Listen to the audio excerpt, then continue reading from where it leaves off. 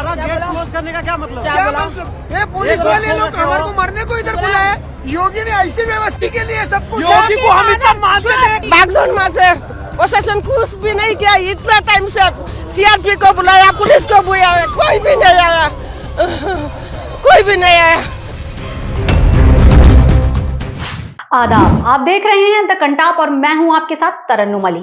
आज हम आपको एक बेहद ही दुखद और चिंताजनक खबर से रूबरू कराने जा रहे हैं, जो प्रयागराज के कुंभ स्नान के दौरान खौफनाक भगदड़ से जुड़ी हुई है। इस दर्दनाक हादसे में कई श्रद्धालुओं ने अपनी जान तक गंवा दी, तो वहीं प्रशासन की लापरवाही और आधी अधूरी सुरक्षा व्यवस्थाओं ने इस दुर्घटना को और भी गंभीर बना दिया है। साथ ही हम ये भी देखेंगे कि कैसे वीवीआईपी मूवमेंट और राजनीति के चलते आम लोगों को कैसे परेशानी का सामना करना पड़ रहा है।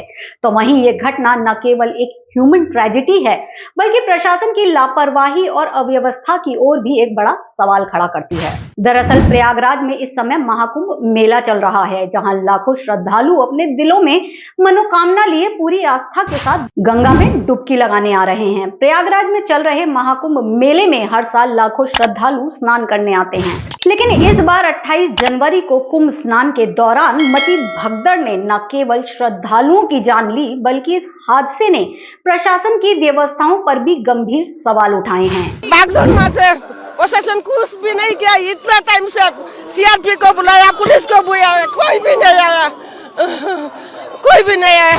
दरअसल 28 जनवरी को कुंभ स्नान के दौरान एक बड़ी भगदड़ मचने से कई श्रद्धालुओं की जान तक चली गई और कई लोग गंभीर रूप से घायल भी हो गए। बताया जा रहा है कि हादसे में 14 से ज्यादा लोगों की मौत हो गई है और 50 से ज्यादा श्रद्धालु घायल हैं। तो वहीं 14 शव पोस्टमार्टम के लिए भेजे जा चुके हैं। हालांकि प्रशासन ने मौत या घायलों की संख्या को लेकर कोई जानकारी नहीं दी है। तो वहीं इस हादसे को एक ऐसी घटना बताया जा रहा है जिसका अनुमान पहले से ही लगाया जा रहा था। भारी भीड़ और कोई पुख्ता सुरक्षा इंतजाम नहीं, तो ये कहना गलत नहीं होगा कि प्रशासन की लापरवाही ने इस दुर्घटना को जन्म दिया है।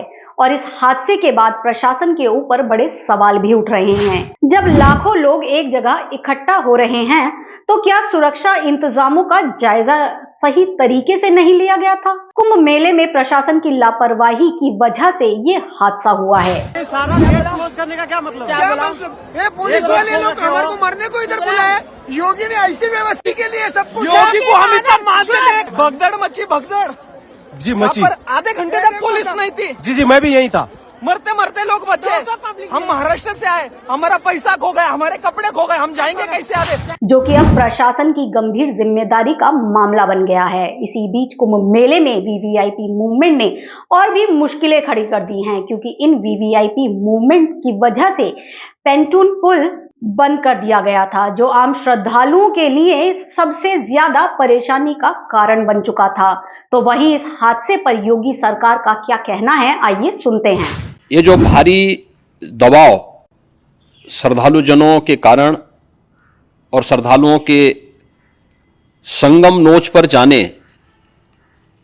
के कारण वहां पर एक बना हुआ है, मैं पहुंचा करके उपचार आदि की व्यवस्था उनके लिए की गई है। उनमें से कुछ श्रद्धालु गंभीर रूप से घायल हैं। प्रयागराज में हालात वर्तमान में नियंत्रण में है, लेकिन भीड़ का दबाव बहुत बना हुआ है। कभी महाकुंभ मेला एक धार्मिक आयोजन हुआ करता था, लेकिन अब इसे राजनीति का अड्डा बना दिया है। योगी आदित्यनाथ की सरकार इस स्थिति पर ध्यान नहीं दे रही है और लगातार वीवीआईपी मूवमेंट्स को इम्पोर्टेंस दे रही है, जिससे आम जनता के हालात और खराब होते नजर आ रहे हैं। अगर प्रशासन ने व्यवस्थाओं पर ध्यान दिया होता तो शायद इस दुर्घटना से बचा जा सकता था, लेकिन योगी सरकार ने तो सिर्फ नेताओं और वीवीआईपीओं के बारे में ही सोचा, जिसकी वजह से ये हादसा हुआ है।